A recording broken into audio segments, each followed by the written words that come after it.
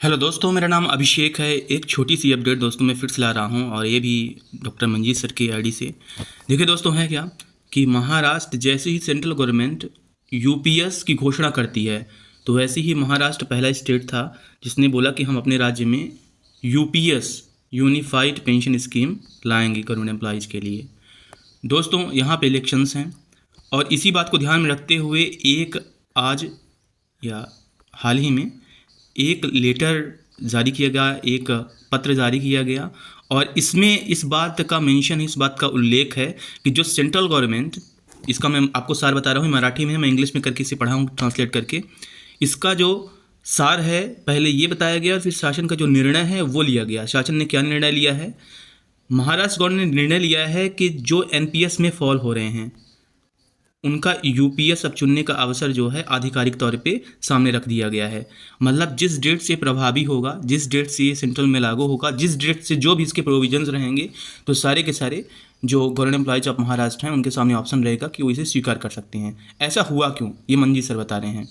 देखिए दोस्तों कि ये जो नोटिफिकेशन जारी किया गया है, तो ऐसे में जो यूपीएस का चयन करेंगे तो ऐसे में जो उनका पैसा रहेगा पूरा गवर्नमेंट मैनेज करेगी। तो जो गवर्नमेंट एम्प्लॉयज़ ऑफ महाराष्ट्र हैं उनके लिए जो ओपीएस का रास्ता है और साफ़ हो गया है। ये इस लहजे में बोल रहे हैं कि वहाँ पे और ज़्यादा विरोध होगा। जो यूपीएस के प्रोविजंस हैं, यदि इसमें सुधार नहीं होता है तो पहली बात तो मुझे नहीं लगता कि कोई यूपीएस का चयन करेगा।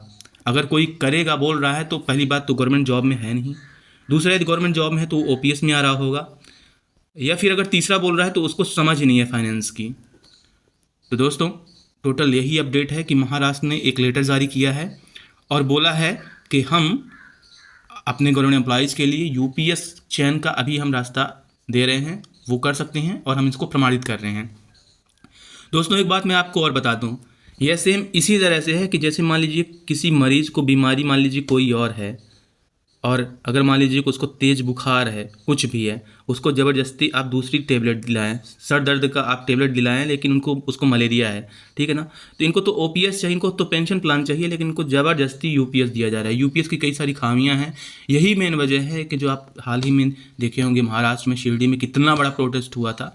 तो वो जो गवर्नमेंट एम्प्लॉयज़ वहाँ पे इकट्ठे हुए थे तो वो यूपीएस के विरोध में हुए थे, ओपीएस के समर्थन में हुए थे। 26 सितंबर को दोस्तों बहुत बड़ा एक प्रोटेस्ट है।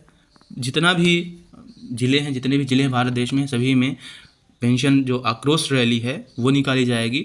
तो ये मैं आपको इन्फॉर्म कर रहा हूँ कि आप इसे सोच समझ के ध्यान दीजिएगा।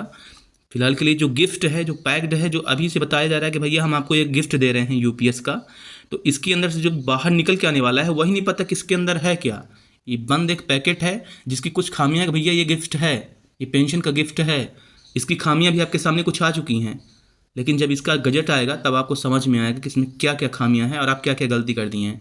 और ये मेरे समझ से परे है कि बिना जो कमेटी की रिपोर्ट है या फिर बिना यूपीएस नोटिफिकेशन के बाहर आए इसे लागू कराने की बात कही जा रही है, ये बिल्कुल समझ से परे है। दूसरी तरफ जो पूरे गवर्नमेंट एम्प्लॉयज़ हैं उसके विरोध कर रहे हैं। तो देखिए दोस्तों, जो भी होगा अच्छा ही होगा, हम उम्मीद कर रहे हैं, क्योंकि पूरे देश भर के जो गवर्नमेंट एम्प्लॉयज़ हैं, मुझे तो एक ऐसा एनपीएस वाला एम्प्लॉय नहीं मिला जो कि यूपीएस की तारीफ़ कर रहा है, यूपीएस में जाने की बात करो। शुरू में भ्रमित मैं भी हुआ था जब इसकी घोषणा हुई थी, लेकिन उसके बाद मैंने इसके जो साइड इफ़ेक्ट्स देखे तो मैं संभल गया। थैंक यू दोस्तों।